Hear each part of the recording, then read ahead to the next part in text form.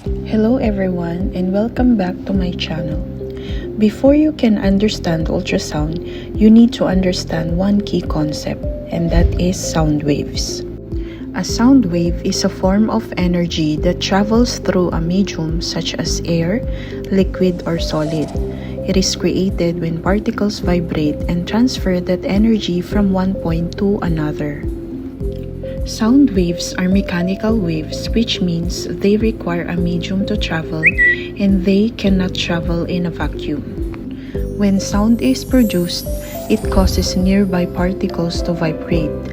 These vibrations move from particle to particle, creating a wave that carries energy through the medium.